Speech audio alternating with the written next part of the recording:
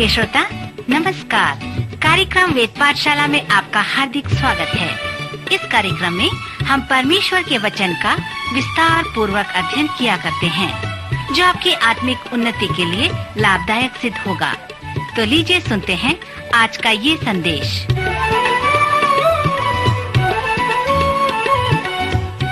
नमस्कार श्रोता मित्र, वेद पाठशाला की अगली कक्षा में मैं फिर से आपका स्वागत करता हूँ।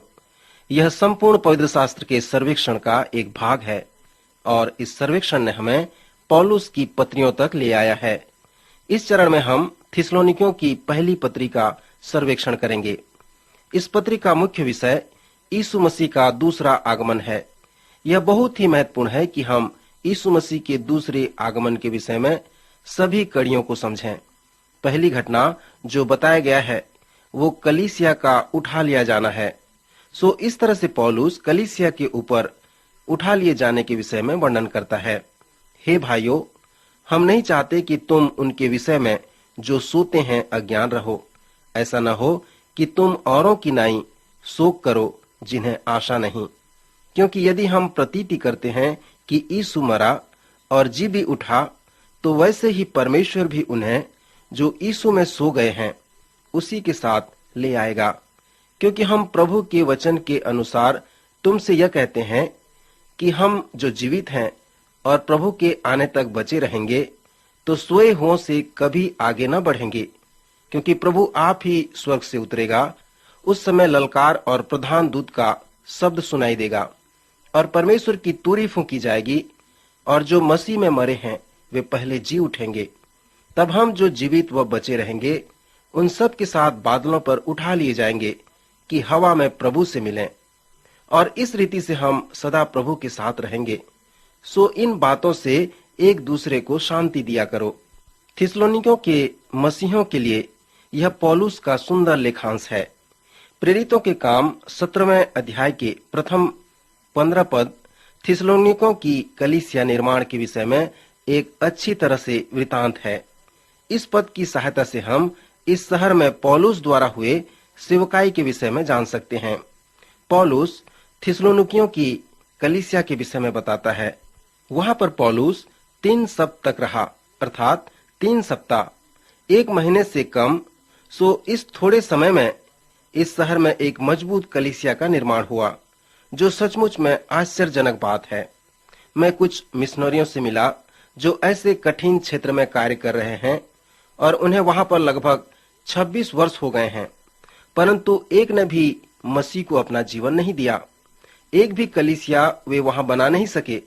परंतु यहाँ पर हम देखते हैं कि पौलुस इस शहर में 3 सप्ताह तक रहा और आराधनालय में जाकर मसीह यीशु के विषय में प्रचार किया, जिसके परिणाम से एक मजबूत कलीसिया का निर्माण हो गया।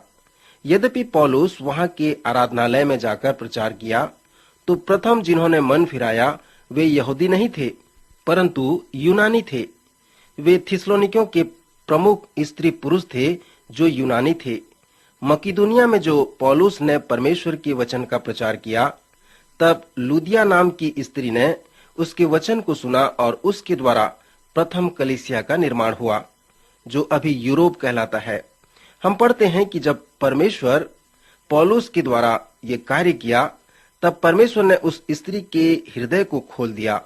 सो उस स्त्री ने अपने घर को खोल दिया और यूरोप में प्रथम कलीसिया निर्माण का कार्य प्रारंभ हो गया। लूका के अनुसार परमेश्वर ने इस विशेष महिला को, जो यूनानी थी, उपयोग किया और थिस्सलुनीकियों में चर्च निर्माण हो गया। यह उसी प्रकार हुआ जिस प्रकार उसने फिलिपियों की कलीसिया का निर्माण किया था।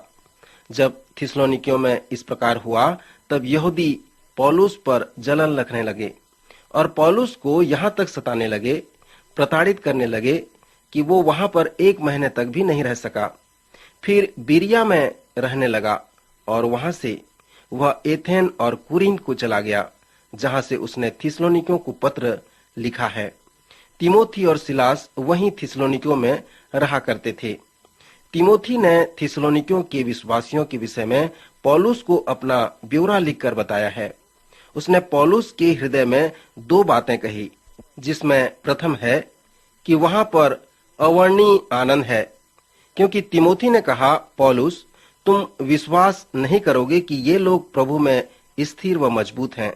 उनका विश्वास बढ़ रहा है और यद्यपि तुम वहां 1 महीने तक नहीं रहे, फिर भी पवित्र आत्मा उनके हृदय में आश्चर्यजनक कार्य कर रहा है। उस थिस्सलुनीकियों में एक मजबूत कलीसिया बन गई है। सो यह एक शुभ समाचार है। परंतु जो अशुभ समाचार है वो इस प्रकार है कि कुछ यहूदियों ने पौलुस की सेवकाई पर जलन रखकर बुरी तरह से उसके विश्वासियों का विरोध किया है, उन्हें सताया है और इसी कारण नए विश्वासियों के जीवन में भय आ गया है। अगली बात जिसे तीमोथी पौलुस को कहता है वो इस प्रकार है कि थिस्सलुनीकियों के विश्वासियों के पास अनेक प्रश्न है, क्योंकि जब पौलुस वहां पर था तब वह उन लोगों को मसीह के दूसरे आगमन के विषय में बताया था। मित्र, जैसे आप इस पत्री को पढ़ते हैं तो मैंने आपको अनेक बार बताया कि बाइबल में जो पुस्तकें हैं वो उस आधार पे नहीं है कि कब वे लिखे गए हैं, परंतु वे अपने संदर्भ के आधार पे हैं और जहां पर वे रखे गए हैं वे विशेष कारण से रखे गए हैं। यदि आप पौलुस की पत्रियों को क्रमानुसार रखेंगे तो विद्वान विश्वास करते हैं कि पहला थिस्सलुनीकियों की पत्री पौलुस की पहली पत्री है। यह पौलुस के दूसरे मिशनरी यात्रा के समय का है, जो उसके प्रारंभिक सेवकाई का समय है, जिसमें पौलुस ने थिस्सलुनीकियों में कलीसिया निर्माण किया। ऐसा लगता है कि पौलुस जब थिस्सलुनीकियों में 3 सप्ताह था तो शायद वह यीशु मसीह के दूसरे घटना पर प्रकाश डाला था। जब आप पहला और दूसरा थिस्सलुनीकियों के संदर्भों को अध्ययन करेंगे तो आप आश्चर्य करेंगे कि पौलुस ने कितना मसीह के दूसरे आगमन के विषय में उन्हें बताया है, क्योंकि वो वहां पर कम समय तक था। अनेक लोग उस सच्चाई के विषय में कभी भी नहीं सुने होंगे कि यीशु ने कहा है कि वह फिर से आने वाला है। पवित्र शास्त्र में 1189 अध्याय हैं, जिसमें 260 नए नियम में पाए जाते हैं। इन 260 अध्याय जो नए नियम में पाए जाते हैं उनमें यीशु मसीह के दूसरे आगमन के विषय में 318 बार बताया गया है। और फिर भी अनेक लोग जो कहते हैं कि वे उस सच्चाई के विषय में, अर्थात यीशु मसीह ने कहा है कि वह फिर से आने वाला है, उसके विषय में उन्होंने कभी नहीं सुना। क्या आपको स्मरण है जब हम नबियों के पुस्तकों का सर्वेक्षण कर रहे थे तो मीका और यशाया के जैसे नबी यीशु मसीह के प्रथम आगमन के विषय में भविष्यवाणी किए थे और उसी पद में वे उसके दूसरे आगमन के विषय में भी बताए थे, जिसमें से कुछ पद अलग है जिन्हें महान अंतराल का समय कहा गया है। विद्वान विश्वास करते हैं कि कलीसिया का उम्र या अनुग्रह का उम्र यीशु मसीह के 2 आगमन के मध्य महान अंतराल का समय है। अपने प्रचार के समय में पौलुस ने यीशु के दूसरे आगमन के विषय में प्रकाश डाला है, क्योंकि इसके कुछ कारण थे। थिस्सलुनीकियों के लोग मूर्ति पूजक थे। जब उनका उद्धार हुआ तब वे अपने मूर्ति पूजा से मुड़कर मसीह की ओर आए, क्योंकि मसीह जीवित है और वह हर जगह विद्यमान है, आत्मा में है। सो पौलुस ने मसीह के पुनरुत्थान के विषय में प्रचार किया, तो यही प्रचार किया कि मसीह जीवित है और वह तुम्हारे जीवन में आकर तुम्हारे देह में वास करता है। क्योंकि थिस्सलुनीकियों के लोग मूर्ति पूजा करना प्रारंभ कर दिए थे, इसलिए पौलुस ने इस प्रकार प्रचार किया कि मसीह जिस प्रकार तुम्हारे ऊपर है, तुम में है, और जिस प्रकार वो ऊपर उठा लिया गया उसी प्रकार वो इस पृथ्वी पर दोबारा आएगा। इस प्रकार हम देखते हैं कि पौलुस ने उन्हें मसीह के दूसरे आगमन के विषय में बताया है। जब तीमोथी पौलुस से लिखता है, उससे मिला, तब उसने पौलुस से ये भी कहा कि पौलुस, तेरे शिक्षा अर्थात तूने जो मसीह के दूसरे आगमन के विषय में बताया है, इसीलिए इस विषय पर अनेक प्रश्न हैं। उनमें से एक प्राथमिक प्रश्न ये है कि तूने उन्हें कलीसिया के उठाए जाने के विषय में बताया है कि जब यीशु मसीह दोबारा आएगा तो पहला जो कार्य करेगा कि वह अपने विश्वासियों को ऊपर उठा लेगा कि वे मसीह के साथ सदा रहें। परंतु यहाँ पर जो प्रश्न है कि उनके प्रेमियों के साथ क्या होगा, जिनके साथ वे सताए गए, जिनके साथ वो लोग शहीद हो गए, उनका क्या हो गया? क्या वे उन्हें खो देंगे? इस महान आशीष में जब वे पाएंगे तो क्या वे दोबारा उस आशीष को प्राप्त कर सकेंगे? इस प्रकार का प्रश्न वहां पर पौलुस को पूछा गया। पौलुस उन लोगों से प्रेम रखता था, वह उनके साथ दुख उठाया था और ये भी सुना था कि जब वे उन्हें छोड़ दिए तब भी वे दुख उठाए थे। श्रोता मित्र, जिस लेखांश के साथ हमने इस चरण का प्रारंभ किया है वो बहुत ही रोचक लेखांश है, जो 4 अध्याय 13 से 18 पद में पाया जाता है, जिसमें मसीह के दूसरे आगमन के विषय में वर्णन है।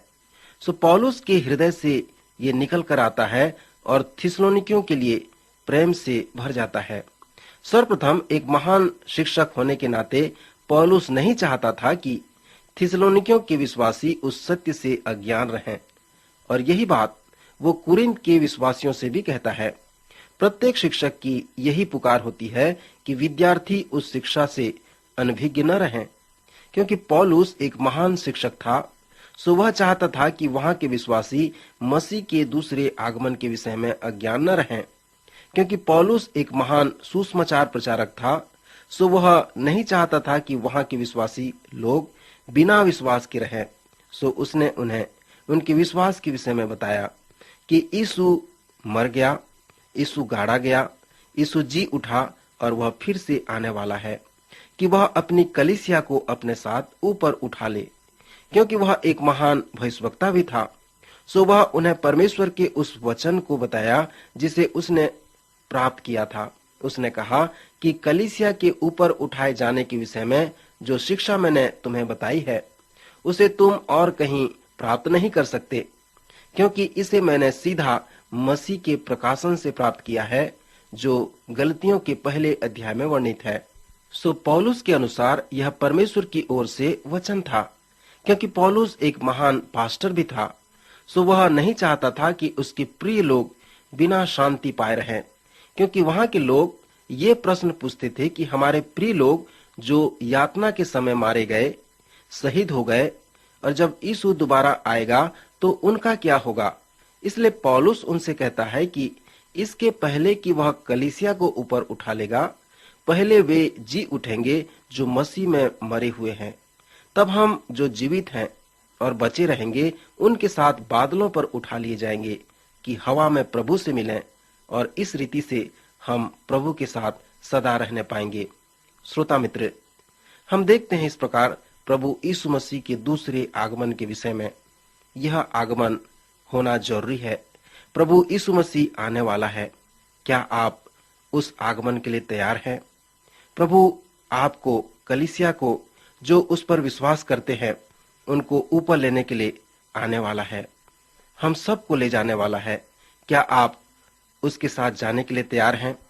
प्रभु चाहता है कि आप उसके साथ सर्वदा रहें। आज हम इस कार्यक्रम को यहीं पर समाप्त करना चाहते हैं। अगले कार्यक्रम में हम फिर से मिलेंगे।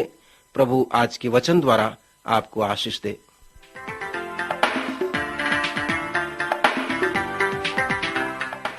अभी आप सुन रहे थे कार्यक्रम वेद पाठशाला। श्रोता, हमें विश्वास है कि इस कार्यक्रम के द्वारा आपको आशीष मिली है। यदि इस कार्यक्रम के विषय में अधिक जानकारी प्राप्त करना चाहते हैं या बाइबल अध्ययन से संबंधित कोई प्रश्न हमसे पूछना चाहते हैं, तो आप हमें इस पते पर लिखें। हमारा पता है कार्यक्रम वेद पाठशाला, post box number 713, EN post, Faridabad 7। पता एक बार फिर सुन लीजिए। कार्यक्रम वेद पाठशाला, post box number 713, EN post, Faridabad 7। आज के कार्यक्रम का समय यहीं पर समाप्त होता है। अगले कार्यक्रम में आपसे फिर भेंट होगी। तब तक के लिए नमस्कार।